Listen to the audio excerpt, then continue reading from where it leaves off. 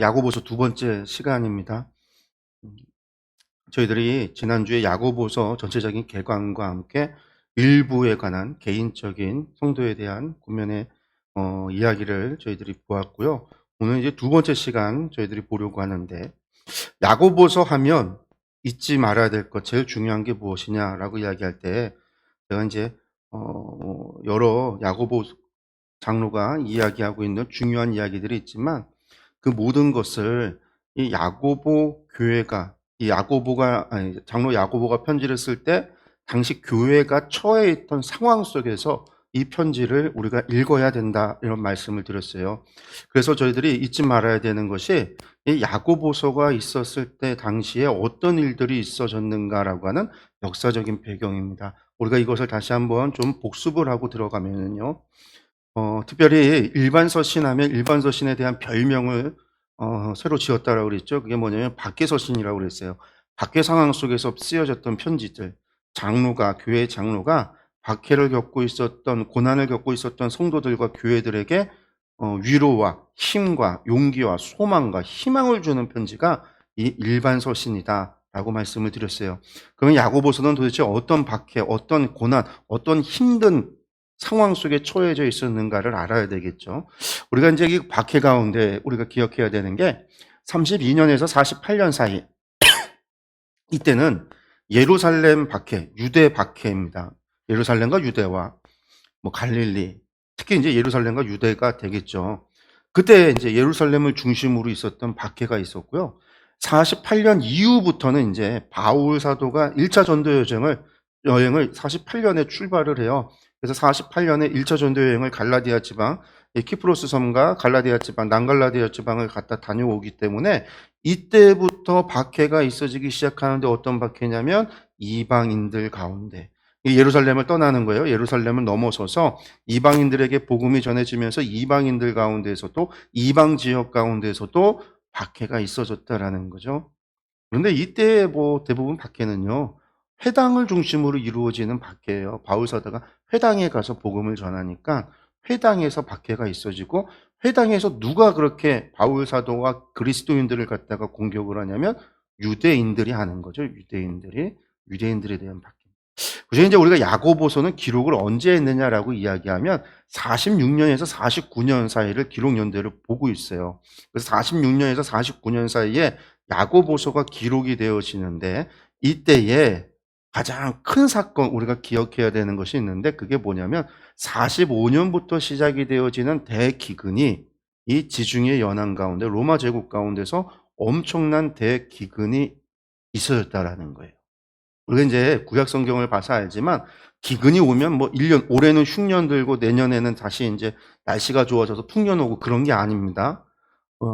우리가 알잖아요. 엘리야 시대 때 3년 반의 대기근이 왔었고, 뭐 7년의 대기근, 요셉 시대 때 7년의 대풍년, 그리고 7년의 대기근, 7년 단위로, 막 3년 반 단위로 몇 년에 걸쳐서 오는 게 이 지중해에 오는 대기근이었어요.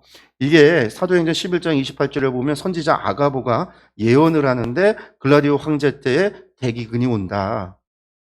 그게 이제 45년의 예언이 있고 나서 이후로 대기근이 46년, 47년, 48년에 걸쳐서 계속해서 엄청난 대기근이 일어나요. 그리고 이 기근이 얼마나 심했는지 수십만 명의 사람들이 로마 제국 가운데서 굶어 죽었더라.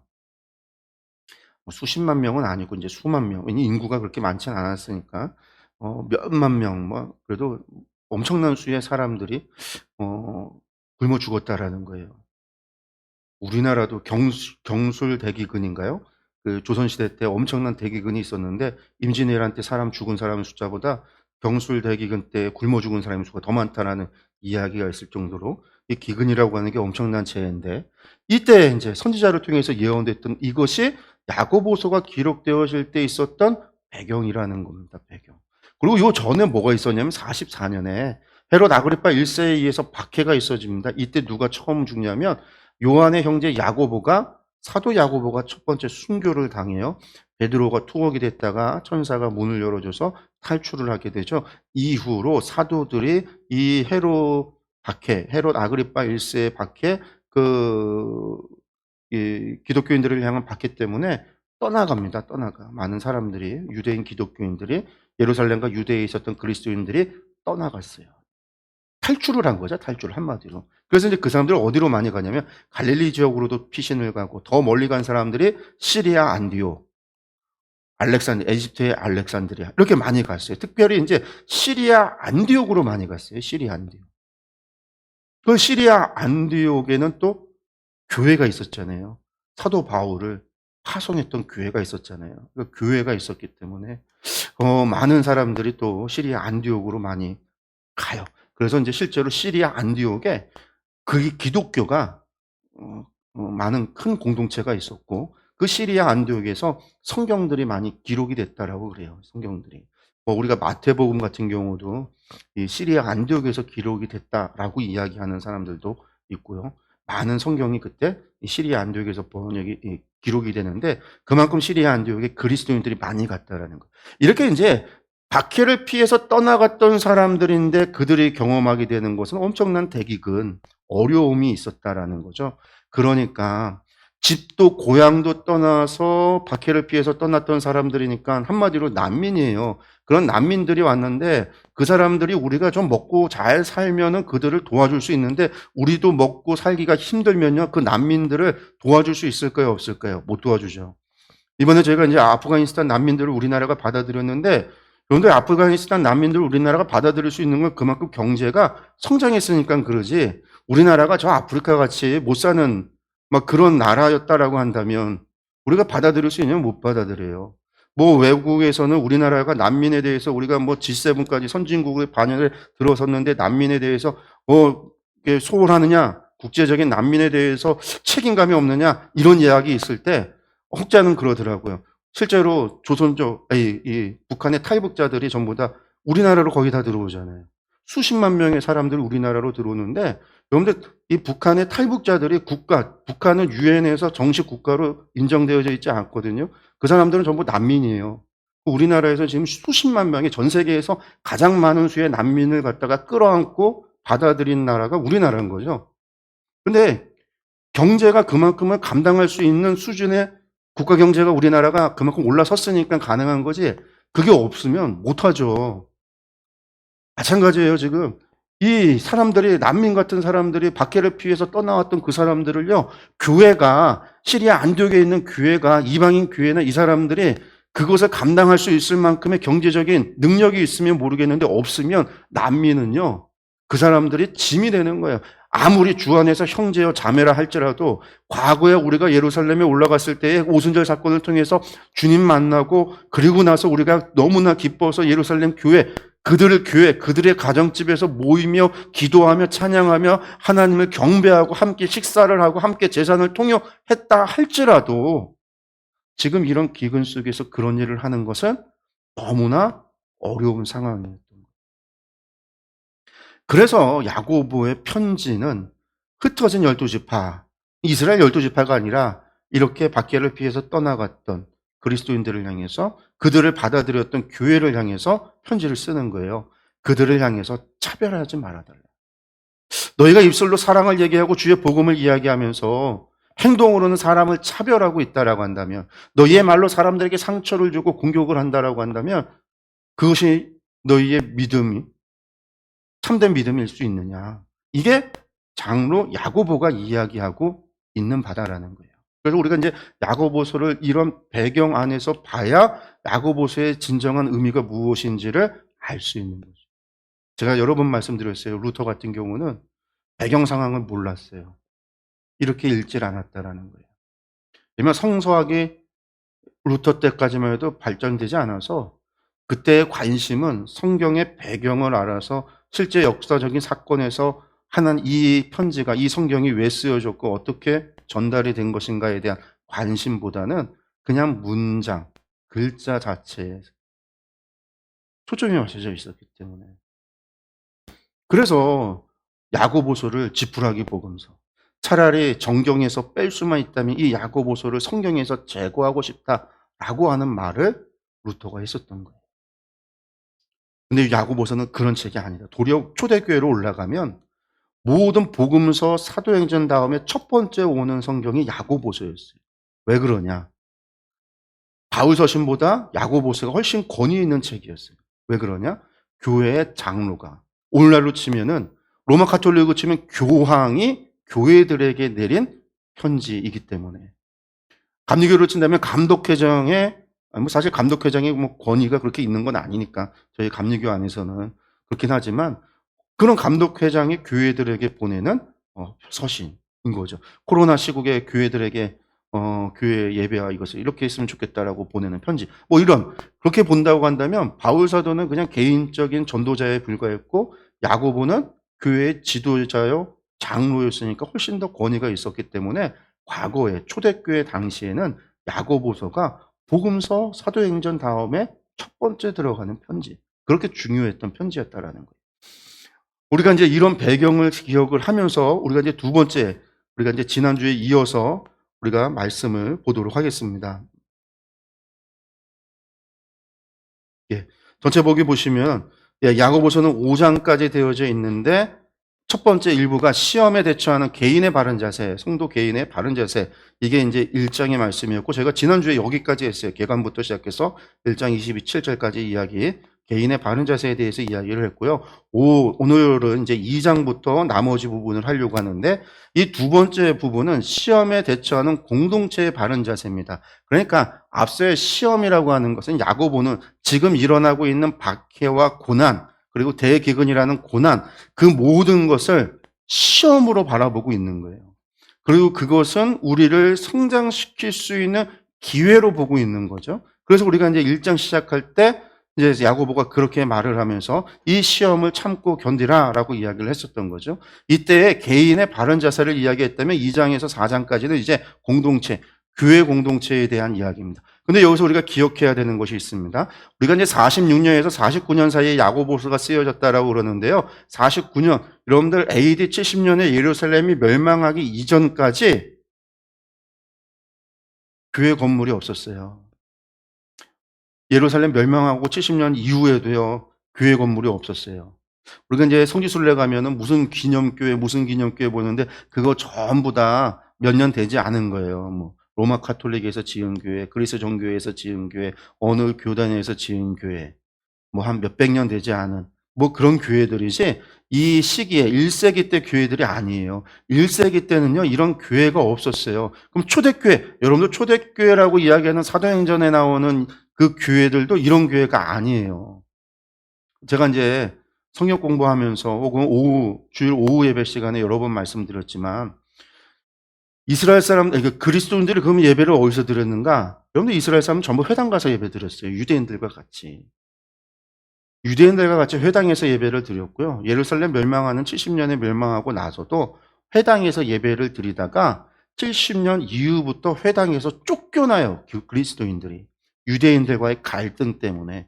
특히 이제 유대인들이 그리스도인들을 눈에 가시로 여기고, 그들이 어떻게 하냐면 그 회당 예배의 순서가 있거든요. 모세오경 말씀을 낭독하고 시편을 읽고 기도를 낭독하고 찬양, 시편의 찬양을 하고 하는 예배 순서가, 우리가 드리는 예배와 같은 예배 순서가 회당 예배 순서가 있는데, 그 회당 예배 순서에 공식 기도문이 있어요.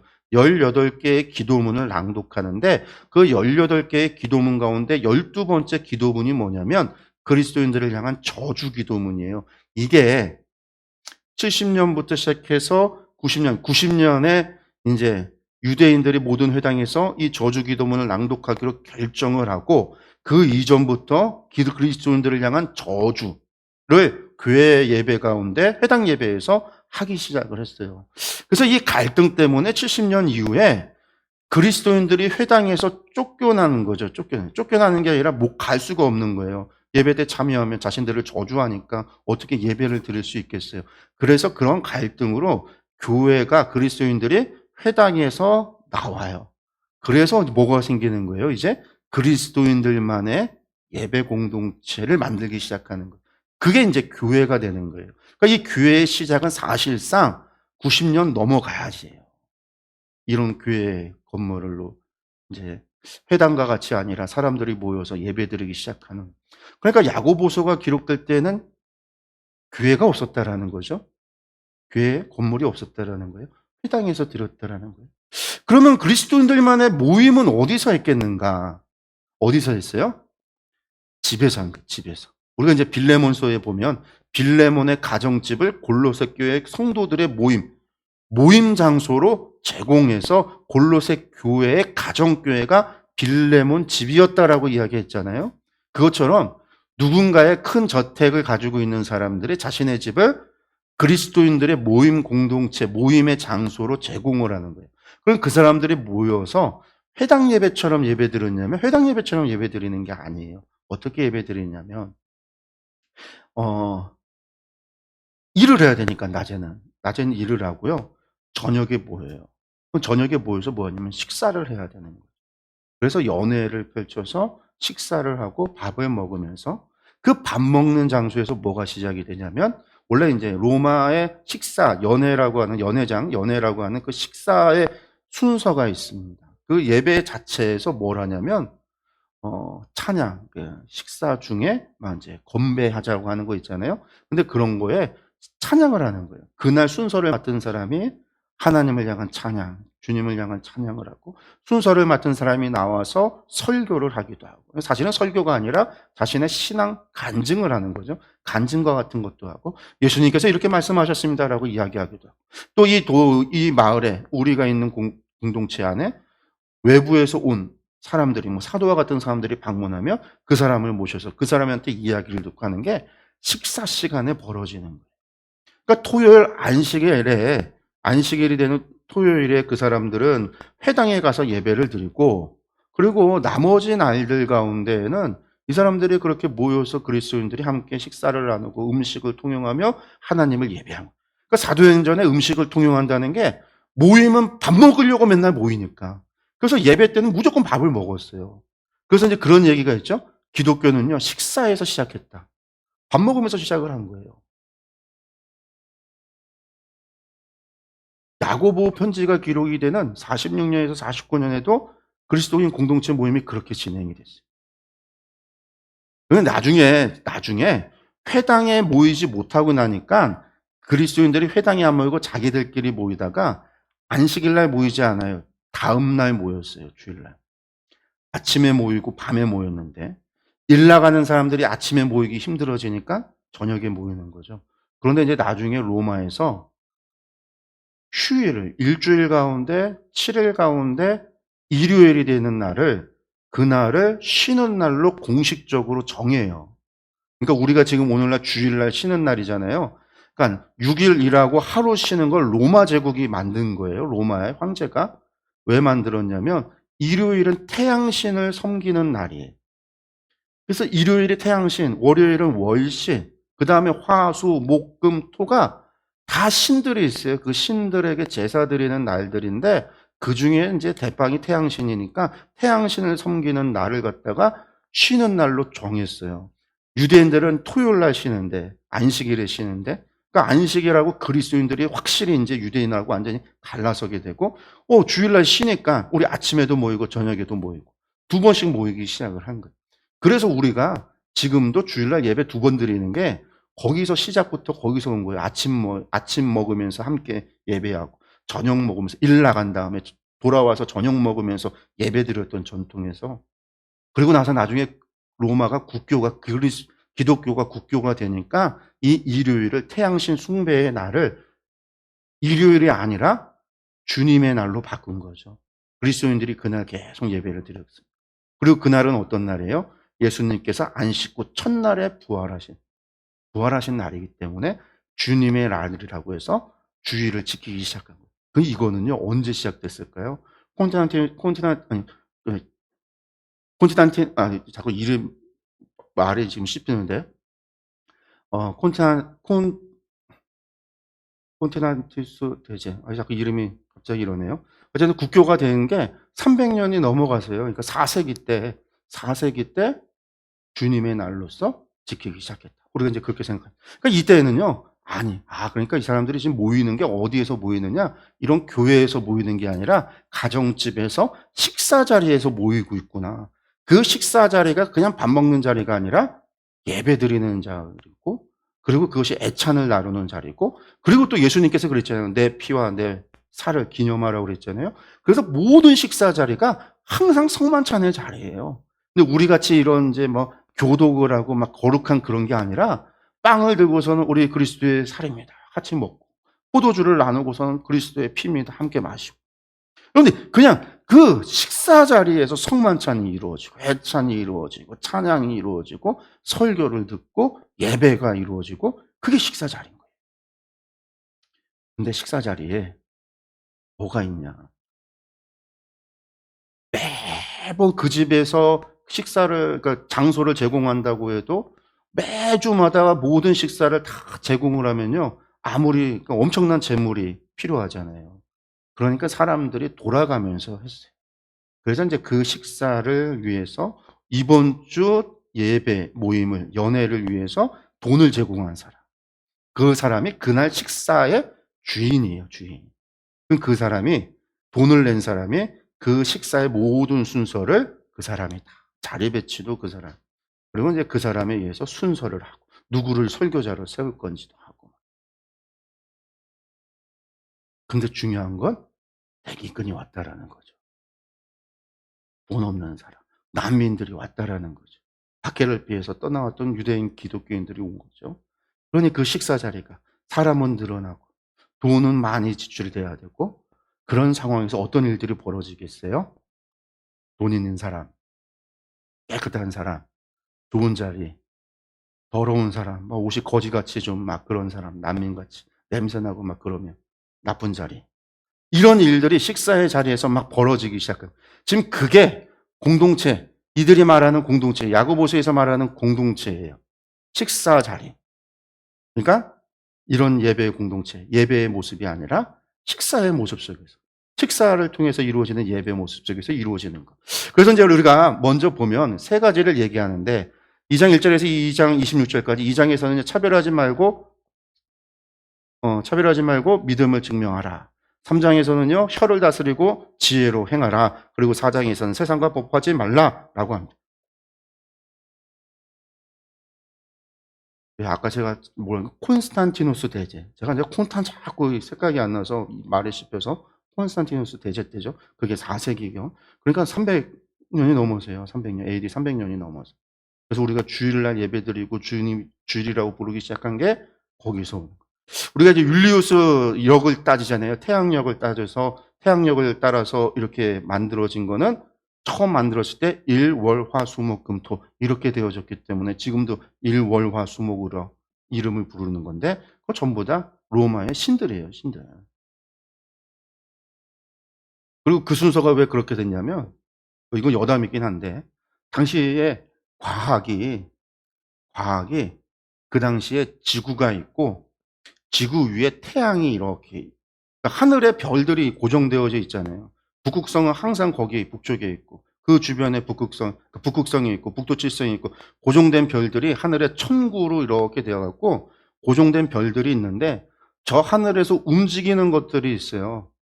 그들이 그때 과학의 능력으로 발견할 수 있는 움직이는 별들이 태양과 달을 제외하면 5개였던 거예요. 태양이 움직이잖아요. 동쪽에서 떠서 서쪽으로 지고. 달도 움직이고 만월이 됐다가 또 금음이 됐다가 또 뜨고 지고 하는 태양. 그리고 별들도 움직이는데 그중에 발견했던 별들 5개가 화성과 수성과 목성과 금성과 토성을 발견한 거예요. 움직이는 거를. 나머지는 움직인다고 보질 않았고. 근데 봤더니 태양이 뜨면 싹 사라져. 그러니까 지구에서 제일 가까운 게 태양. 태양 뒤에 있어야 태양이 뜨면은 사라지고 태양이 없어지면 나타나니까. 그래서 지구에서 제일 가까운 게 태양. 그 다음 가까운 게 달. 그 다음 가까운 게 화성. 그 다음 가까운 게 수성. 그 다음 가까운 게 목성. 그 다음이 금성. 그 다음이 토성. 우리 지금 보면 틀리잖아요. 태양으로부터 수금지와 목도 천왕성이지. 근데 당시에 로마 시대 때 이건 이제 그리스 사람들이 발견해낸 건데 그리스 과학이 그리스 천문학자들이 발견하기를 그렇게 발견해서 세상이 그렇게 움직인다라고 본 거예요. 근데 이게 발전해서 뭐가 되는 거냐면 천동설이 되는 거죠. 천동설이. 이게 이제 중세까지 천문을 주장했었던 천동설이 되는 건데 그래서 일, 월, 화, 수, 목, 금, 토라고 하는 이 일주일에 그것이 나온 거예요. 어쨌든 이제 그건 여담이고요. 말씀 들어가서 보면은요. 2장부터 우리가 말씀 보겠습니다. 2장에 우리가 차별하지 말라라고 이야기했는데 여기 보니까 5가지 부한 자와 가난한 자의 차별. 가난한 자, 부자에 대한 차별이 있기 때문에 이야기하는 거죠. 차별하지 말아야 될 이유를, 차별하지 말라, 그리고 차별하지 말아야 되는 이유가 무엇이냐라고 이야기하고, 그리고 나서 세 번째, 행함이 없는 믿음 죽은 거다. 차별하지 말라 하고 나서 행함이 없는 믿음 죽은 믿음이다라는 얘기는 무엇에 대한 얘기예요? 너희가 차별하면 너희들은 믿음이 없는 거다라는 거예요. 말로는 사랑 얘기하고 말로는 무엇을 못하겠어요. 근데 너희가 행하지 않고 있잖아요. 차별하고 있단 말이에요. 그것을 하지 않는 것이 산 믿음이에요. 그러면서 하는 얘기가 믿음 증명해라. 너희는 믿음 증명하라. 그 얘기는 차별하지 말아라 라는 거예요. 그 행함이 있는 믿음의 본보기가 무엇인지를 이야기하면서 2장의 이야기가 진행이 됩니다. 먼저 부한 자, 가난한 자에 대한 차별의 이야기를 보면은요. 3절과 4절 말씀 여기 같이 읽어보겠습니다. 너희가 아름다운 옷을 입은 자를 눈여겨보고 말하되 여기 좋은 자리에 앉으소서 하고 또 가난한 자에게 말하되 너는 거기 서 있든지 내 발등상 아래에 앉으라 하면 너희끼리 서로 차별하며 악한 생각으로 판단하는 자가 되는 것이 아니냐.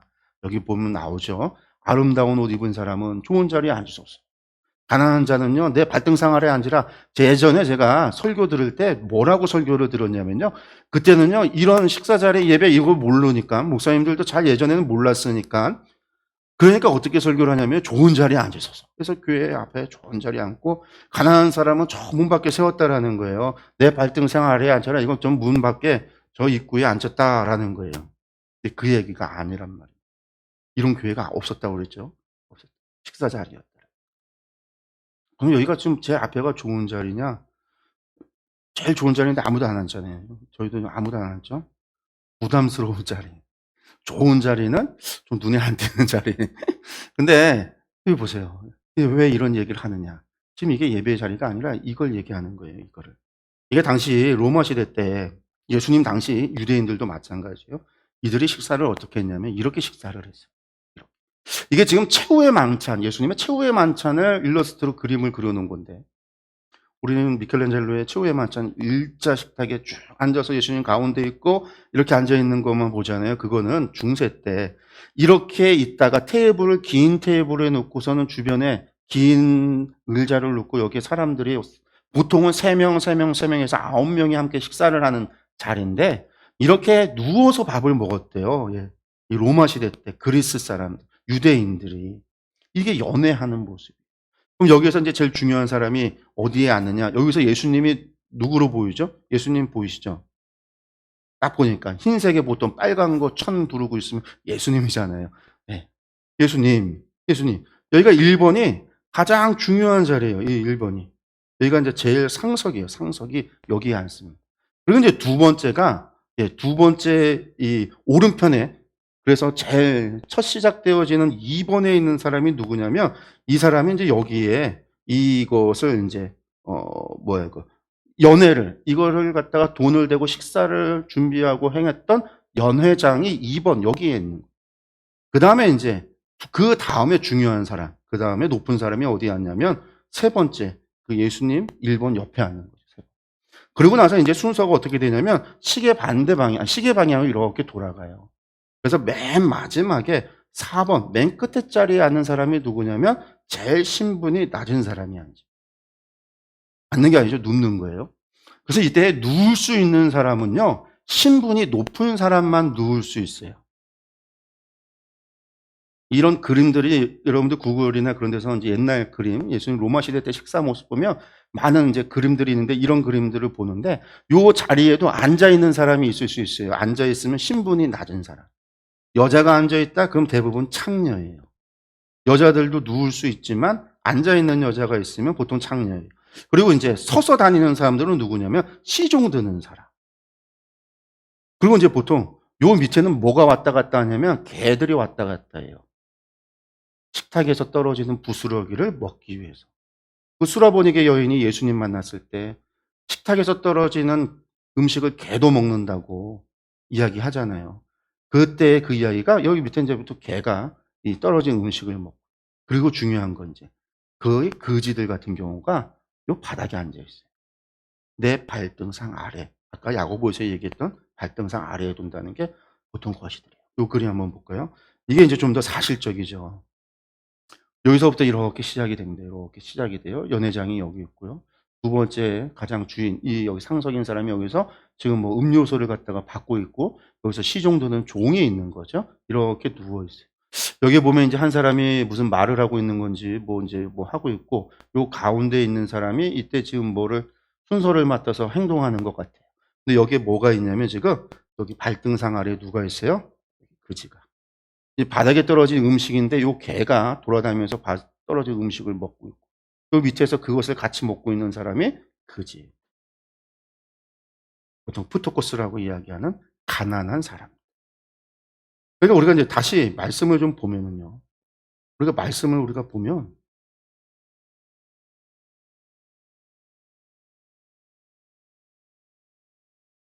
예. 너희가 아름다운 옷을 입은 자를 눈여겨보고 말할 때 여기 좋은 자리에 앉으소서. 좋은 자리가 어디예요? 연회장, 상석, 그 다음부터 시계 방향으로 이렇게 돌아서 앉는 자리들. 그 중에서 좋은 자리에 앉으소서 하고, 가난한 사람들, 푸토코스라고 하는 사람들에게 말하되 너는 거기서 있든지 서 있든지, 서 있는 사람들은 종들인데 서 있든지 내 발등상 아래에 앉아 있든지 바닥에 앉아 있든지 개처럼 그렇게 하라라는 거예요. 지금 이게 어디서 이루어진 이야기예요? 교회, 우리 이런 교회에서 이루어진 얘기도 아니고, 회당에서 이루어지는 얘기도 아니고, 어디서 이루어지는 얘기다? 밥 먹는 자리에서 이루어지는 얘기다. 밥 먹는 자리.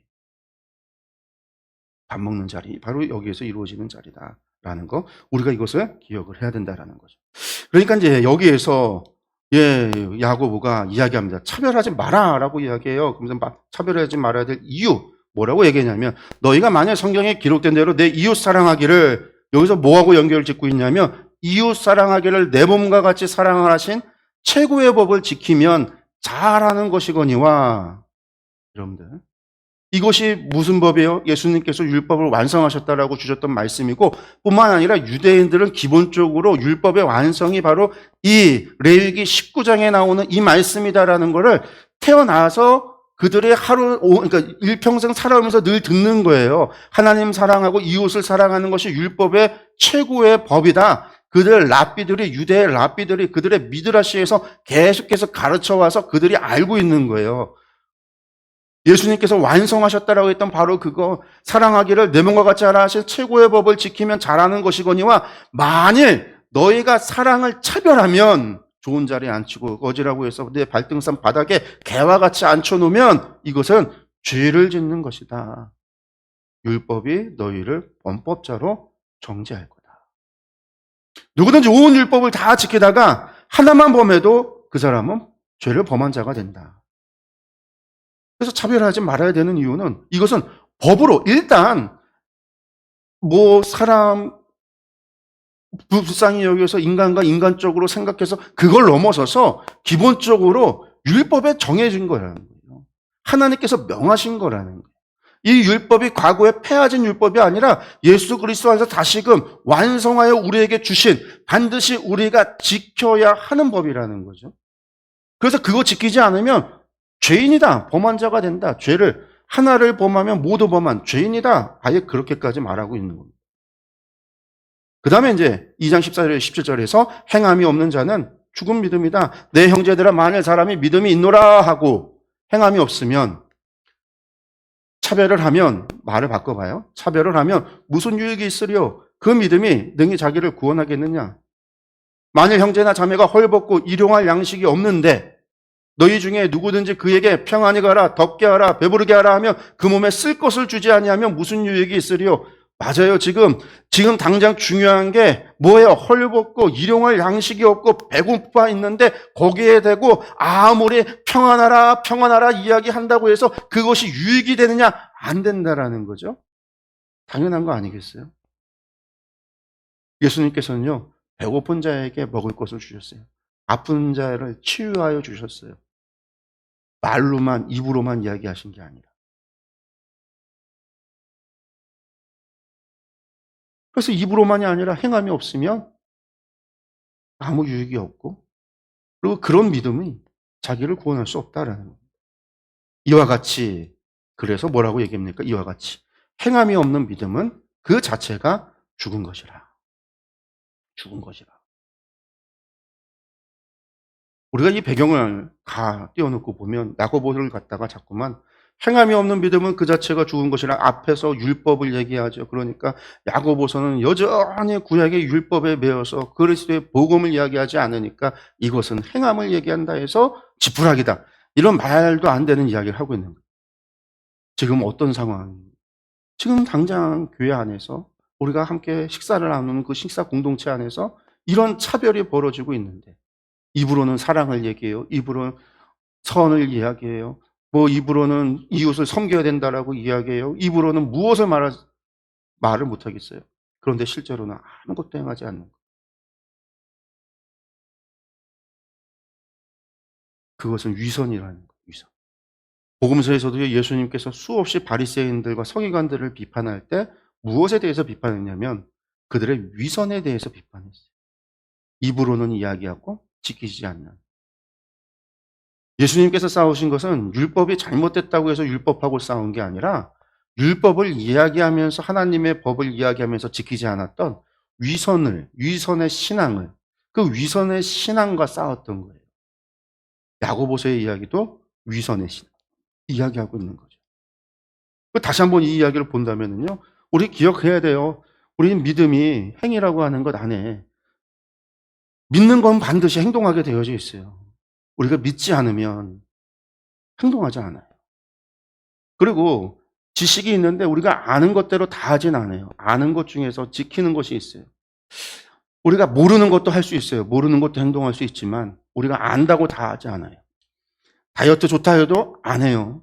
음식이 뭐가 나쁘다 해도 우리는 가리지 않아요. 왜? 다 안다고 해서 지키는 게 아니거든요. 그렇지만 우리가 지식 가운데 아는 것 중에서 믿고 그 믿는 것은 반드시 행동한다라고 하는 사실을 우리가 기억을 하면 목적은 분명해요. 우리의 삶이 어떻게 되냐면요. 우리의 믿음과 행위라고 하는 이 벤 다이어그램이 동일해질 수 있도록 믿음이 행위에 포함되어졌는데 결국은 우리가 믿음대로 살아간다라고 하는 이 동그란 믿음의 크기가 점점 커져서 우리의 행위와 일치될 수 있도록 노력해야 되는 게 우리 신앙의 목적이에요. 세 가지를 본다면요. 우리가 아는 것과 믿는 것이 일치되어질 수 있도록, 그리고 그것이 행함이 일치되어질 수 있도록. 물론 지식이, 여기서 말하는 지식은 온갖 세상의 잡지식을 다 이야기하는 게 아니에요. 하나님에 대한 온전한 지식을 우리가 온전히 믿어서 그것을 온전히 행할 수 있도록. 이것이 성장하는 거예요. 신앙이 성장하는. 우리가 장성한 분량이 이른다라고 할 때 이것이 장성한 분량이 이룰 수 있는 방법이에요. 그러면 우리의 믿음과 우리의 신앙을 성장시키기 위해서는요, 행위를 키워야 될까요? 믿음을 키워야 될까요? 우선적으로요, 믿음을 키워야 돼요. 믿음이 커지면 행위가 따라오니까요. 믿음을 키우려면 어떻게 키워야 되겠어요? 우리가 하나님을 아는 온전한 지식을 키워야 돼요. 온전한 지식을 키우지 않고 믿음이 커질 수 없어요. 우리가 온전한 하나님에 대한 지식의 파이를 우리가 하나님에 대해서 안다고 다 믿지 않아요. 우리 다 안다고 다 믿지 않아요. 우리가 아는 거에 절대적인 파이를 키워나가서 그 안에서 우리의 믿음이, 그래서 이제 제가 늘 얘기하는 거예요. 하나님을 신뢰할 수 있는 분으로 알아갈 때 우리의 하나님을 향한 신뢰가 커져가는 거예요. 우리가 하나님을 향한 신뢰가 커져가면 하나님의 말씀을 믿을 수 있고 하나님의 말씀과 약속을 믿기 때문에 그것을 순종할 수 있게 되어진다라고 하는, 이게 우리의 믿음의 영적인 비밀이에요. 영적인 시스템이에요. 그냥 되질 않아요. 아무 노력 없이 교회 나와서 예배 때 주일날 예배만 드리고 돌아가면서 우리의 신앙이 커지기를 기대한다? 잘못된 거예요. 내가 신앙이, 믿음이 성장하기 위해서는 제일 먼저 하기 시작해야 되는 것은 반드시 하나님을 신뢰할 수 있는 분으로 알아가는, 나의 지식의 파이를, 하나님을 향한 온전한 지식의 파이를 키워나가는 것, 이게 첫 번째예요. 그렇게 우리의 하나님을 알아갈수록 우리가 하나님을 향한 믿음이 성장할 때 우리의 행동이 바뀌어지는 거죠. 삶의 행동이 바뀌어지면 삶의 변화가 일어나는 거예요. 근데 이 지식이 잘못되고 오염됐어요. 잘못된 지식 안에서 믿으면 그 믿음은요, 오염된 믿음일 수밖에 없어요. 잘못된 믿음일 수밖에 없어요. 그 잘못되고 오염된 믿음의 행위는요, 당연히 잘못된 행위, 오염된 행위일 수밖에 없는 거예요. 너무나 단순한 거예요. 너무나 단순. 그래서 제가 늘 얘기하는 거예요. 아는 것에서부터 시작해야 된다. 온전히 아는 것에서부터 시작해야 된다. 하나님을 온전히 아는 것. 그러면 또 그런 얘기해요. 우리가 어떻게 하나님을 무한하신 하나님을 다 알 수 있느냐? 다 알 수 없어도 최소한 알아가려고 하나님께서 우리에게 너희가 나를 알아달라고 주셨던 이 계시의 말씀을 통해서 하나님께서 우리에게 보여주시고 알아달라고 이야기하셨던, 요구하셨던 바로 그것을 통해서 하나님을 알아가는 것. 다 알 수 없다 할지라도 포기하는 게 아니라 하나님 우리에게 알아달라고, 나를 알아달라고 우리에게 계시해 주셨잖아요. 그 특별한 계시, 하나님의 말씀, 일반 계시, 자연과 이 세계 속에서 하나님의 섭리와 하나님께서 만드신 자연의 법칙을 통해서 하나님의 창조주의 하나님의 깨달아 알 수 있도록 우리에게 계시해 주셨잖아요. 이것을 통해서 우리가 알아가는.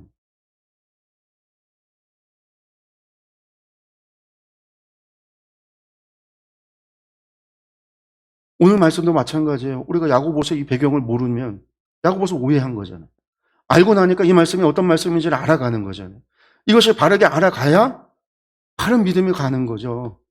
믿음과 행함이라고 하는 두 문제 사이에서 언제까지만 우리가 입술로만 믿음으로 구원을 받으니까 무조건 믿음이면 된다라고 이야기하는 것이 아니라 우리의 믿음이 우리의 삶의 자리에서 위선이 아니라 우리의 믿음이 우리의 행위로서 반드시 나타나고 그래서 우리의 삶의 열매로서 나타남으로 말미암아 우리가 어떤 나무인지를 증명해내는 삶의 증명의 과정들이 늘 있어야 된다라는 것. 하나님은 그거 우리에게 요구하세요. 아브라함에게 이삭을 바치라고 요구하셨듯이 우리가 이러한 것들을 알아야 된다라는 것.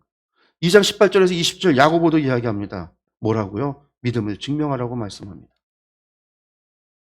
어떤 사람은 말하기를 너는 믿음이 있고 나는 행함이 있으니 행함이 없는 내 믿음을 내게 보여라. 나는 행함으로 내 믿음을 내게 보이리라. 야고보가 믿음이 없다라는 얘기가 아니에요. 나의 믿음을 행함으로써 보이겠다라는 거죠. 근데 행함이 없으면서 믿음만 이야기하는 사람들. 위선자라는 거죠. 두 번째입니다. 3장. 혀를 다스리고 지혜로 행하라. 왜 특별하게 여러 가지 문제가 있을 텐데도 혀를 다스리라고 이야기할까? 여러분들 모든 문제가 분쟁이 혀에서 나오기 때문에 말에서 나온다라는 거. 그래서 이제 말의 실수를 주의하라. 여러분들 공동체 안에서 많은 다툼과 싸움이 일어나는 갈등이 만들어지는 이유는요. 말에 있어요. 말에. 성도가 성도 간의 싸움과 다툼과 갈등이 이루어지는 건요. 말에 있어요. 그렇잖아요. 서로 말 섞지 않으면은요. 사실 문제, 갈등이 일어날 게 없어요. 우리가 자꾸만. 야고보는 지금 교회 안에서 일어나는 차별이 일어나는 게 말로써 이루어지기 때문에 이 말에 대해서 이야기하고 있구나. 우리가 생각해 볼 수 있는 거죠. 3장 2절의 말입니다. 우리가 다 실수가 많으니 만일 말에 실수가 없는 자라면 곧 온전한 사람이라 능히 온 몸도 굴레 씌우니라. 그럼 실수를 줄이는 방법 무엇이 있는가? 인생에 여러 가지 지혜가 있을 수 있지만은요, 야고보는 말의 실수를 줄이는 것이 중요합니다. 지금 너희의 공동체를 지키는 것 가운데 첫 번째가 너희의 믿음을 행함으로 보여라 라고 하고 나서 말하는 첫 번째가 뭐냐면 말의 실수를 줄여라. 사람과 사람 가운데. 여러분들 아무리 옳은 말이라고 해도요, 상황과 때에 따라서는요, 옳은 말이 틀릴 수 있어요. 틀릴 수 있더라. 그렇잖아요. 아, 봤어요. 저 사람이 봤더니 오늘따라 이빨에 고춧가루, 밥을 먹고 고춧가루가 꼈네. 또 이런 건 이제 보지 못하는 사람들, 가르쳐 줘야 되겠다 하는 사람들. 그런데 그걸 갖다가요, 사람들 막 모여있는 자리, 사람들 다 앞에서, 야, 너 이빨에 고춧가루 꼈어. 이렇게 더럽게 먹어. 뭐 이렇게 얘기를 한다고 한다면요, 틀린 말 아니잖아요. 옳은 말 했지만 그것을 듣는 사람은요, 어떻게 느끼겠어요? 수치스러워 하죠. 사람들 앞에서.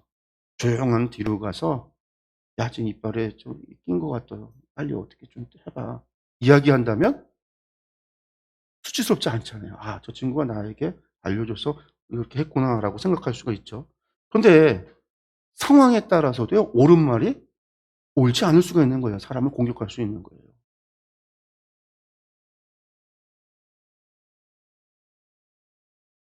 그래서 실수가 많지만 말의 실수가 없으면 그 사람이 온전한 사람이다. 이렇게까지 지금 극찬을 하고 있죠. 잠언서에서도 이야기합니다. 우리 몸에 들어가는 것이 더럽고 부정한 것이 아니라 우리 몸에서 나오는 것이 우리 입에서 나오는 것은요, 입으로 나오는 거는요, 말밖에 없어요. 소리. 이 말이 부정하다라는. 그 3장 7절 12절에서 야고보도 이야기합니다. 혀를 다스리라고 이야기합니다. 예. 지금 말을 조심하라라는 얘기를 혀를 다스리라는 말로 표현하는 거죠. 혀는 능히 길들일 사람이 없나니 쉬지 아니하는 악이요 죽이는 독이 가득한 것이라. 사실은 이 말도 우리가 이제 그럼 혀가 그렇게 나쁘고 악한 거냐? 여러분들 그거 아니잖아요. 하나님이 만드시고 창조해 주셔서 우리에게 주신 혀가 왜 악하고 더러워요? 이것이 복음을 증거할 때는요, 복음의 증거의 도구가 되어지는 거고, 이 혀를 통하여 하나님을 찬양하면 하나님을 찬양하는 가장 아름다운 찬양의 도구가 되잖아요. 세상 그 어떤 악기보다도 가장 아름다운 사람의 성악가의 목소리로 들려지는 노래가 찬양이 얼마나 더 감동이 돼요? 그런데 왜 이렇게 이야기하고 있는 거예요? 혀가 그렇다라는 게 혀라고 하는 게 문제가 아니라 혀를 쓰는 사람이 마음에 악한 생각과 마음에 죄가 부정한 사람, 아니 약한 사람이 그 마음에 있는 것을 혀를 통해서 나타낼 때 이것이 악이 되고 사람을 죽이는 그런 것도 된다라는 겁니다.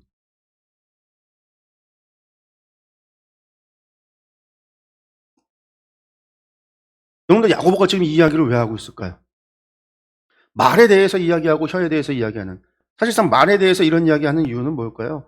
오늘 말만 하고 행하지 않는 그리스도인들 때문인 거죠. 말만 하고 행하지 않고 차별하고 있는 사람들 때문이라.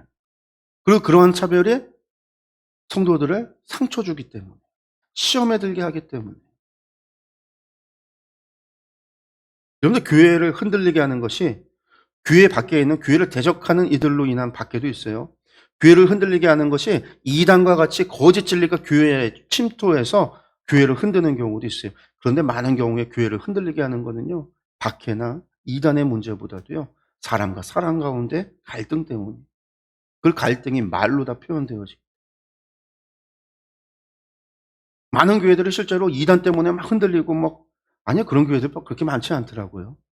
물론 이단이 없다는 게 아니에요. 교회 가운데 이단이, 신천지가, 충주도 신천지 세가 워낙 강해서 얼마나 많은 신천지들이 교회들 가운데 침투해 들어가 있는지 모르지만, 근데 표면적으로 드러나는 문제들이 있었던 교회들도 있지만 잠잠해요. 밑에서 작업들하고 나쁜 짓을 하고 있는 사람들이 있어서 그렇지만, 근데 그것보다 교회를 뒤흔드는 것들 보면은요, 교회가 갈라지고 쪼개질 정도의 문제가 일어나는 건요, 교회 밖에 박해로 인해서도 아니고, 이단의 문제 때문도 아니고, 교회 성도들 간의 다툼 때문에 이루어지더라고요. 성도 간의 다툼이 갈라지고요, 목사와 장로가 싸워서 갈라지고요. 그러면서 둘 다 하나님의 뜻이래요. 서로 간에.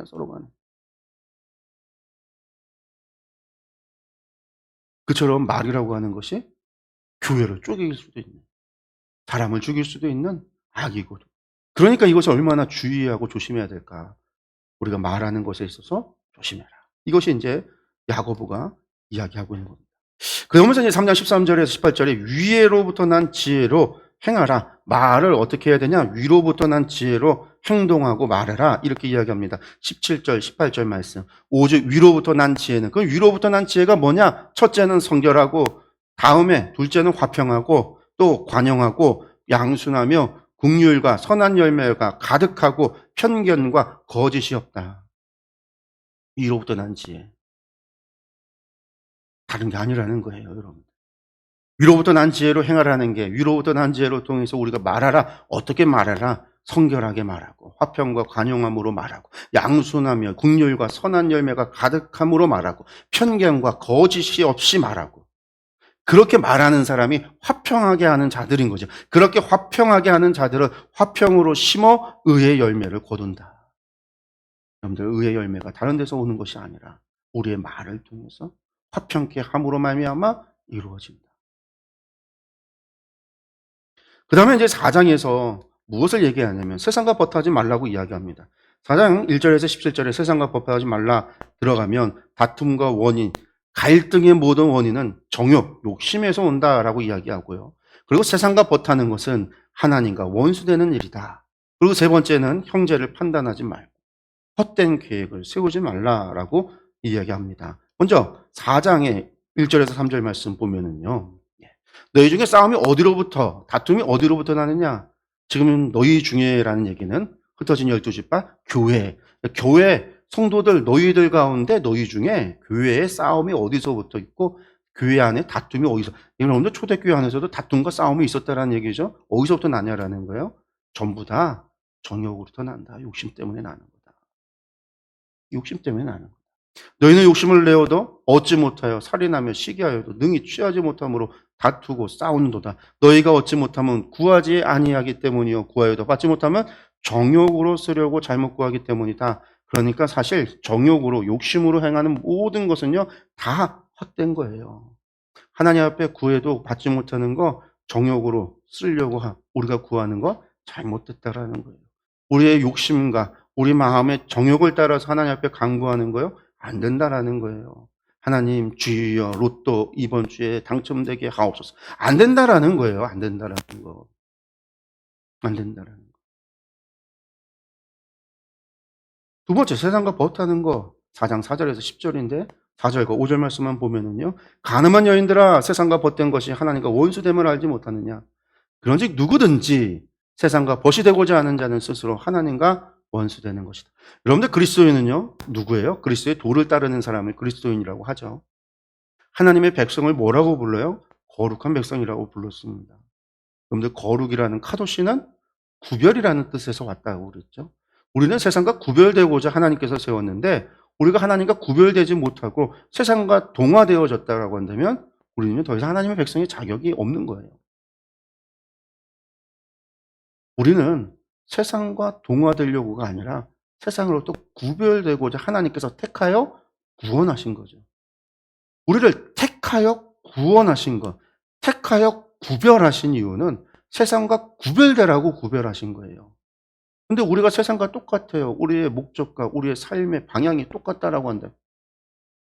우리는 자꾸만 세상을 향하여 달려가고 하나님과 원수되려고 달려가는 것이죠. 너희는 하나님이 우리 속에 거하게 하신 성령이 시기하기까지 사모한다는 말을 헛된 줄로 생각하느냐. 시기라는 말, 푸오도노스라고 하는 헬라어인데 질투입니다. 하나님 성령님이 질투한다. 우리가 세상을 사랑하고 세상을 벗한다면 성령님께서 우리 안에서 질투하신다라는 거예요.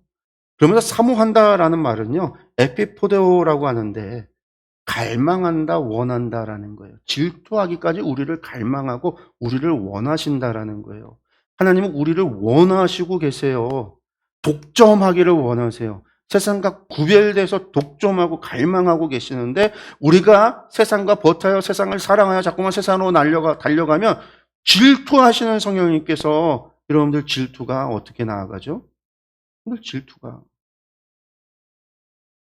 우리를 갖다가 내가 그렇게 사랑해서 질투하기까지 우리를 사랑하고 우리를 소유하려고 갈망하시는 성령님. 근데 우리는 성령님을 버리고 세상으로 달려가요. 성령님 가만히 둘 수가 없어요. 그러는 우리가 세상을 사랑하면 결국 하나님과 원수되는 것을 기억해야 된다. 4장 11절에서 12절 형제를 판단하지 말라고 이야기합니다. 형제들아 서로 비방하지 말라. 왜 이런 얘기하냐면 서로 비방하고 있기 때문에. 형제를 비방하는 자나 형제를 판단하는 자는 곧 율법을 비방하고 율법을 판단하는 것이라. 내가 만일 율법을 판단하면 율법의 준행자가 아니요 재판관이로다. 입법자와 재판관은 오직 한 분이시니 누구예요? 하나님이요. 우리를 구원하시는 분도 하나님이시고요. 우리를 멸하시는 분도 하나님이시고요. 우리를 판단하시는 분도 하나님이시고. 너는 누구에게 이웃을 판단하냐? 여러분들 그래서 우리가 사람을 판단해서는 안 돼요. 사람을.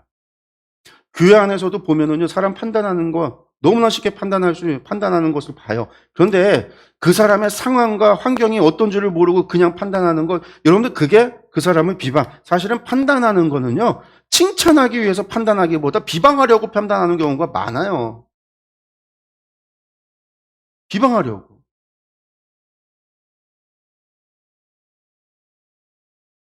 근데 그 사람의 상황과 환경이 뭔지도 모르고 실제로 몸에 뭐 아픈 게 있는지 관심을 가져주지 않으면서 자신의 생각으로 사람을 판단하는 것. 그것은 비방하는 것이고, 하나님은 오직 하나님만이 판단하신다라는 거예요. 하나님만이 모든 것을 아시니까요. 교회 가운데서 예배 잘 못 나오시는 분들이 어느 날 예배 잘 나오다가 안 나오기 시작하는 사람이 생기면 그 사람 왜 안 나올까? 뭐 신앙이 없어서 저렇게 예배도 안 나오고 이거 말하기 너무나 쉬워요. 근데 그 사람의 이야기를 들어봐야 돼. 너무나 뭐 어려워져서 직장을 구하다가 구한 게 그 어떤 직장밖에 없어서 그 사람의 마음의 신앙의 문제가 아니라 상황과 환경 때문에 그랬을 때는 우리가 불쌍히 여겨주고 우리가 또 도와줄 것이 있는지 찾아주고 그것이 사랑인 거죠. 우리에게 하나님께서 이웃을 사랑하고 섬기라고 우리를 택하신 거지 비난하고 비방하고 손가락질하고 한 게 아니에요. 어느 순간 우리가 비방과 판단하고 손가락질하기 시작하면 우리가 예수님의 자리에 앉아있는 영적인 교만한 자리에 앉아있는 죄의 자리에 앉아있는 악한 자리에 앉아있는 그런 사람이 돼버리고 만다라는 거 우리가 기억을 해야 됩니다. 그리고 이제 헛된 계획을 하지 말라 4장 13절에서 17절 뭐라고 얘기하냐면요. 재밌는 이야기가 나와요. 여기에서 보시요. 13절 들으라 너희 중에 말하기를 누군가 이제 성도들 가운데 말하는 사람이 있는데 오늘이나 내일이나 우리가 어떤 도시에 가서 거기서 1년을 머물며 장사하여 이익을 보리라 하는 자들아. 여러분들 이런 얘기하는 사람들은요. 일단 어떤 사람이 이런 이야기 할까요? 여러분들 사람들 친구들을 만났는데 친구들이 만나서 하는 얘기가 이번에 해외 투자 어디가 좋대 그래서 거기 가서 투자를 좀 해야 돼. 뭐 이런 얘기하는 사람들은 다 어떤 사람들일까요? 돈 있는 사람들, 부자들인 거죠. 가난한 사람들이 무슨 이런 이야기 할 수 있겠어요? 오늘 하루 그냥 풀칠을 하면서 하루하루를 살아가는 사람들은 이런 거 관심도 없어요. 지금 이런 이야기 하는 사람은 어떤 사람들이냐면 부자들이에요. 부자들. 돈 되는 거 알아서 어디 가서 저기에 지금 장사가 잘 된대. 저기에 투자가 좋대. 우리 저기 가서 장사하고 투자하자. 이 꼴이라 하는 자들아. 이 부자들아. 그러면서 14절에 하는 얘기입니다. 내일 일을 너희가 알지 못하는도다. 너희 생명이 무엇이냐. 너희는 잠깐 보이다가 없어지는 안개다. 잠깐 보이다 없어지는 안개. 이 이스라엘은요. 일교차가 엄청나게 큽니다. 일교차가 막 30도씩 돼요. 막. 그래서 아침 되면 이슬도 많고 저 갈릴리나 그쪽에 안개도 나오는데 안개가 잠깐 떴다가 이슬이 막 맺혔다가도 해가 딱 뜨면 그 무더위에 엄청난 뜨거운 태양에 의해서 금방 사라져요. 금방 사라져요. 뭐 우리처럼 뭐 안개 끼는 날이 뭐 아침에 오전 내내 안개 끼고 막 그런 게 아니라 안개가 꼈다가 그냥 해만 뜨면 그냥 금방 사라져 버려요. 그처럼 사라질 너희야. 우리 생명이라는 게 그거잖아요. 예수님께서도 그 말씀하셨잖아요. 막 오늘 창고를 짓고 창고에다가 온갖 재물과 곡식을 해놓고서는 이제 든든하게 됐다라고 하는 그에게 오늘 그 밤에 하나님께서 그 목숨을 취하여 가져가면은 그 모든 것이 누구 것이 되겠느냐? 한 치 앞도 내다보지 못하는 인간의 무지함에 대해서 하나님의 그 놀라운 역사에 대해서 전혀 알지 못하여 이 땅에 소망을 두고 사는 사람들을 향해서 하는 이야기잖아요. 야, 니들 그렇게 뭐 1년 뒤에 이익 보리라 1년 같은 소리 하지 마라. 우리의 생명이라는 게 잠깐 보였다 사라지는 안개인데.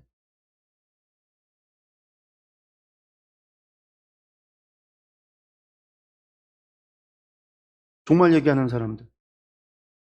내가 종말이 휴거 얘기하고 종말 얘기하고 요즘 이제 막 뭐 환경이 이제 뭐 이산화탄소가 많이 생겨나서 지구 온난화가 되어져서 일기가 예전과는 다르게 많은 이제 변화들이 있고 태풍 같은 경우도 옛날과 다르게 막 슈퍼 태풍도 나오고 막 그런 걸로 인해서 많은 피해들이 막 생겨나잖아요. 피해들이 생겨나면 그런 일들이 벌어지면 언제나 기어 나오는 것들이 있어요. 세상이 흉흉하니 곧 종말이 온다. 그래서 종말이 온다고 떠드는 사람들.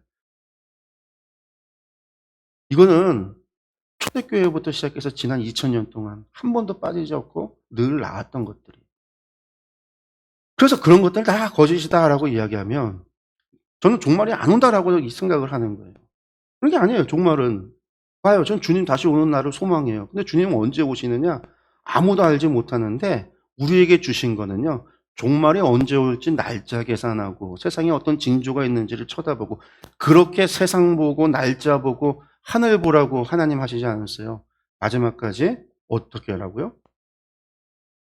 예루살렘과 유대와 사마리아가 땅끝까지 이르러 내 증인이다. 모든 민족으로 제자를 삼아 아버지 아들과 성령의 이름으로 세례를 주고 내가 너희에게 분부한 모든 것을 가르쳐 지키게 하라. 우리에게 주님 오시는 마지막 그날까지 그 순간까지요. 복음을 전하라고 하나님의 증인이 되라고 한 사람이라도 더 주의 말씀을 전하라고 우리에게 사명을 주신 거예요. 그 사명 받은 사람은 징조가 어떠느니 종말이 언제 오느니 그거에 대한 관심을 가질 수가 없어요. 뭐에 오로지 뭐에만 관심이 있으니까. 영혼, 주의 복음 전하는 거에만. 그래서 예수님의 기도의 제목, 우리에게 가르쳐 주신 기도에 뭐가 있어요? 하늘에서 이루어진 것 같이 땅에서도 이루어지기를 구하는. 그게 모든 2000년 지난 2000년 교회사 가운데 모든 믿는 자들의 기도의 제목이에요. 주님의 재림을 기도하는. 요한계시록 마지막 22장 마라나타 주 예수여 어서 오시옵소서. 주님 오시기를 소망하는. 그 주님 오시기를 소망하는 사람들은 어떻게 살았냐면 징조 쳐다보고 적그리스도 찾아보고 666이 뭔가를 갖다가 알아보려고 그러고 그런 인생 산 게 아니라 마지막까지 복음 전하다가 죽었어요, 다들. 스피노자가 얘기한 것처럼 내일 종말이 와도 오늘 한 그루의 사과나무를 심겠다고. 그게 무슨 의미가 있겠어요? 그런데 그런 인생을 살았다라고요. 더 중요한 거는요. 주님이 1년 뒤에 올지 2년 뒤에 올지 그게 뭐가 중요해요. 오늘 주님이 나를 데려가면 나는 끝나는데 오늘 주님이 나를 데려가시면서 내려가는 나를 앞에 두고서는 너 뭐하다 왔니? 주여 제가 주님 언제 오시나 싶어서 징조 보고 살았습니다. 매일같이 뉴스 보고 살았습니다. 세상에 어떤 징조가 왔는지 뉴스 보고 살았습니다. 그러다가 주님 앞에 섰다고 얘기할 거예요. 너 뭐하다 왔니? 제가 복음 전하다 왔습니다. 1년 뒤가 아니라 지금 오늘 하나님이 나를 데려가실 수 있다라고 하는 거. 여러분 이게 종말의 신앙이에요. 우리가 종말론적인 신앙을 갖는다라고 하는 거는 주님 오시는 재림이 몇 년도에 일어날까? 2022년에 올까? 2023년에 올까? 2024년에 올까? 이걸 계산하고 있는 게 종말의 신앙이 아니라 언제 휴거가 될까 하늘 쳐다보고 있는 것이 종말의 신앙이 아니라 다미 선교처럼 어디 기도원에 가서 오직 주여 주여 주여 이러고 있는 게 종말의 신앙이 아니라 오늘 주님이 나를 불러갔을 때 내가 주님 앞에 섰을 때 나는 주님 앞에 뭐 하다 왔는지를 얘기할 것인지 이것을 고민하고 이것을 붙잡고 살아가는 거. 지금 당장이라도 주님이 나를 불러갈 수 있다는 생각 속에서 나를 지키고 주의 말씀에 순종하고 살아가는 게 종말의 신앙이에요. 이 종말의 신앙이 없는 것들은 사실은 또 이거 가짜예요. 왜? 종말을 믿지 않는 사람은 하나님의 심판을 믿지 않으니까. 하나님의 심판을 믿지 않으면 어떻게 될까요? 방종하게 되는 거예요. 방종하게 되는 거예요. 근데 우리의 종말의 신앙이라는 걸 잘못 알고 있단 말이에요. 주님 우리에게 요구하는 거는 그거 계산. 그래서 사도행전 1장에도 예수님께서도 그 말씀하세요. 제자들이 주님 언제 오십니까? 얼마나 이거는 2000년 동안 모든 성도들의 궁금함이잖아요. 주님 언제 오십니까? 오늘날만 궁금한 게 아니에요. 2000년 전에 제자들도 궁금해서 주님 언제 오십니까? 예수님 얘기는요. 니들이 그거 왜 궁금하냐는 거죠. 나도 모른다라는 거예요. 오제한 대신 하나님만이 아시는 거고 그거 궁금해하지 몰라. 나도 모르는데 니들이 어떻게 아냐.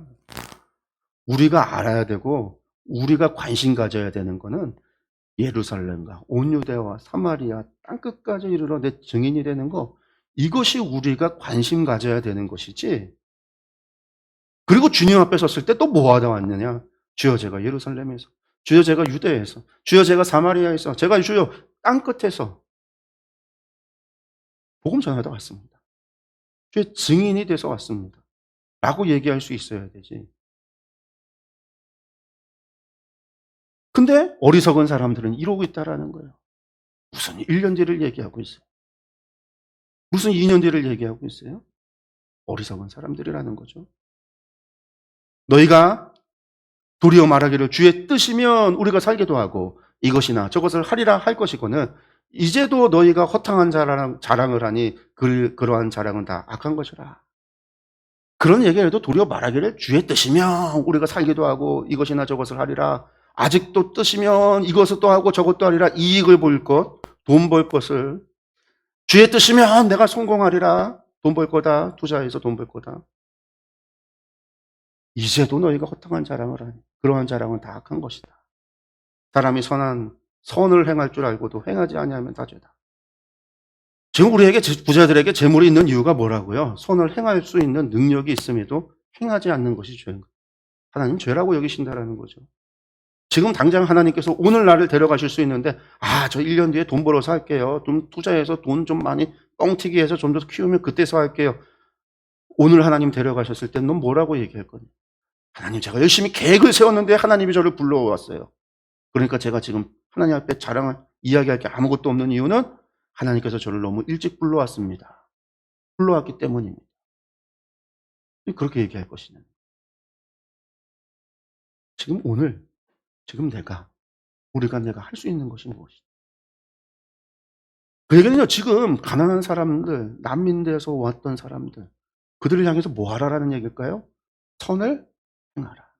선을 행하라는 얘기. 직접적으로 얘기한다면 선을 행하라, 그 이야기입니다.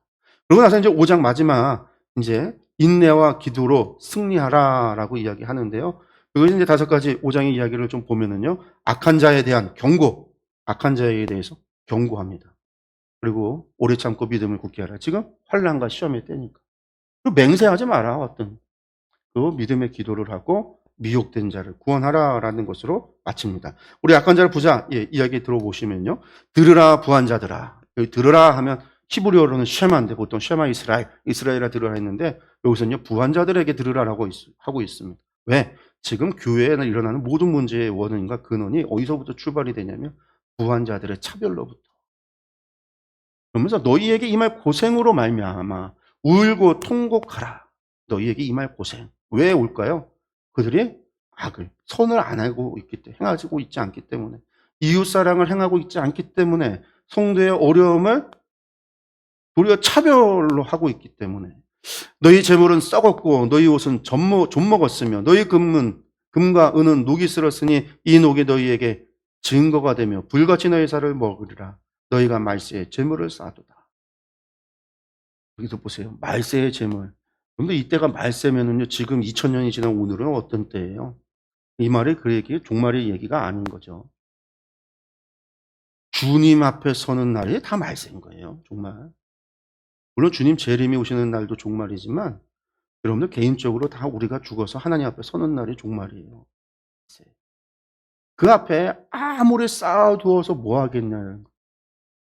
그 쌓아놓은 건요, 다 썩은 거예요. 썩은 거, 좀 먹고 녹슨 거. 여러분들 금과 은이 녹이 쓸어요? 안 쓸어요? 근데 왜 녹이 쓴다고 얘기해요? 쌓아놓고 사용되지 않는 거, 이웃사랑을 실천하지 않는 거, 선한 행위가 이루어지지 않은 거. 여러분들 개같이 벌어서 정승같이 쓰라는 말이 우리나라 속담에도 있는데 돈을 버는 거 뭐 개같이 벌으라는 얘기가 아니라 쌓아만 두고 이웃에 대해서 그렇게 차별하고 사랑으로 섬기지 않고 그러면서도 믿음이 있다고 교회 안에서 대접받고 좋은 자리에 앉으며 연회를 주관해서 그 앞에서 박수받고 찬양받으면서 나아가서 막 뻔대는 거? 여러분들 그런 것에 대한 얘기예요. 니들이 전부 다 말세, 주님의 부르심 앞에 재물만 쌓아놓은 거다라는 겁니다. 그럼 말세가 왔으면요, 재물이 무슨 소용이 있어요? 다 없애도 올수록 뭐 해야 될까요? 빨리 다 써서 이웃사람 다 해서 하나님 볼 때 최소한 저 이렇게 해야 될 거 아니에요. 회개만 할 뿐만 아니라 잘못된 거 바르게 잡아야 될 거 아니에요. 어리석은 거죠. 보라, 너희 밭에서 추수한 품꾼에게 주지 아니한 삭시 소리를 지르며 이런 일이 벌어졌다라는 거예요. 돈 있는 것들이 일한 사람의 삭슬 주지 않았어. 그 추수한 자의 우는 소리가 만군의 주의 귀에 들렸으니 여러분들 이러면 하나님이 어떻게 하실까요? 당연히 심판하겠죠. 너희가 땅에서 사치하고 방종하여 살육의 날에 말세의 날입니다. 종말의 날이에요. 주님 앞에 서는 날이에요. 단순히 주님 오시는 그날이 아니라 내가 죽어서 주님 앞에 서는 날이기도 해요. 너희 마음을 살찌게 하였다. 마음을 살찌게 해서 비등해져서. 그렇지만 그날은 살육당하는 날이라. 하나님 심판받는. 너희는 의인을 정죄하고 죽였으나 그는 너희에게 대항하지 아니하였느니라. 악을 행했다라는 이야기죠. 5장 7절에서 11절에 오래 참고 마음을 굳게 해라 그러면서 이야기합니다. 형제들아, 주의 이름으로 말한 선지자들을 고난과 오래 참음의 본으로 삼아라. 선지자들을 본으로 삼아라. 보라, 인내하는 자를 우리가 복되다 하나니. 왜 자꾸 인내를 얘기할까요? 지금도 기근과 고난이 진행 중에 있으니까요. 인내하는 자를 우리가 복되다 하나니 너희가 욥의 인내를 들었고 주께서 주신 결말을 보았거니와 주는 가장 자비하시고 긍휼히 여기시는 이시니라. 예, 욥의 인내를 들었고 주께서 주신 결말, 욥의 마지막에 어떻게 돼요? 다시 하나님 앞에 복을 받는 인생이 되어지는 것. 복된 인생이 되어지는 것, 우리 그 모든 것을 봤으니 주는 가장 자비하시고 긍휼히 여기시는 분.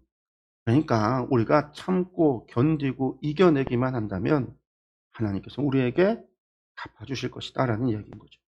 그 다음에 이제 5장 12절에 맹세하지 말라는 얘기합니다. 형제들아 무엇보다도 맹세하지 말지니, 이 얘기는 뭐냐면 맹세하는 사람들이 하도 많은 겁니다. 근데 중요한 건 맹세하고 지키지 않는 위선자들, 이게 문제예요. 그러니까 차라리 맹세도 하지 말라. 하늘로나 땅으로나 아무 다른 것으로도 맹세하지 말고, 오직 너희가 그렇다고 생각하는 것은 그렇다 하고 아니라고 생각하는 것은 아니라 하여 정죄받음. 맹세하지 말고 그냥 너희가 생각하고 네가 믿고 네가 배운 대로 말하면 될 것이지 뭘 두고 맹세하지 마. 십계명에서도 하나님의 이름으로 맹세하지 말라고 그랬잖아요.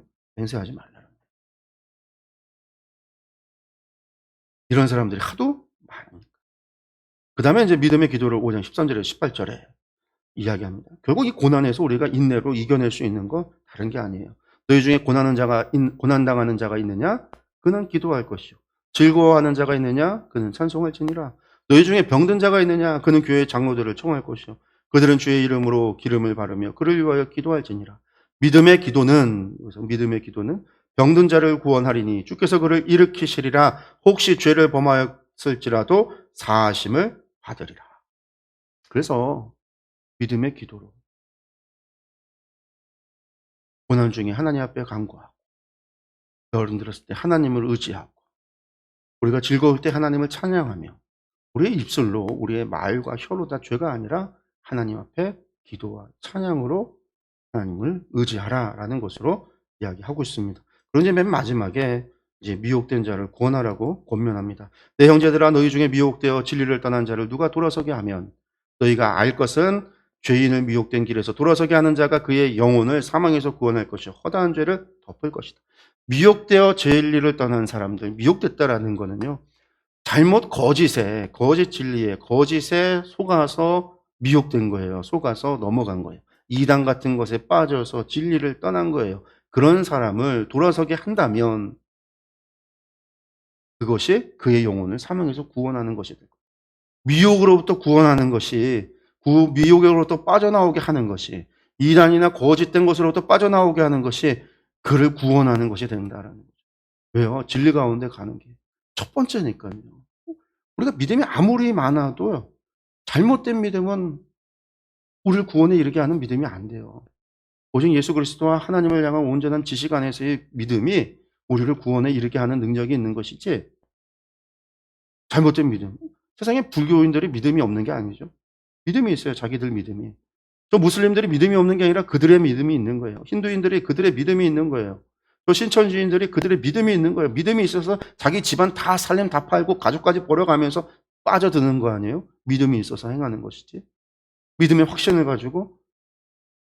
근데 잘못된 믿음, 거짓된 믿음, 그 거짓된 믿음은 결코 자신을 구원에 이르게 하지 못한다라는 거.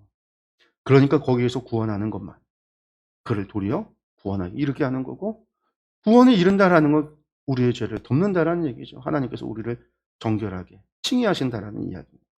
그러니까 이것이 마지막 야고보 사도가, 야고보 장로가 이야기하고 있는 바입니다. 예, 야고보서 두 번째 마무리하겠습니다.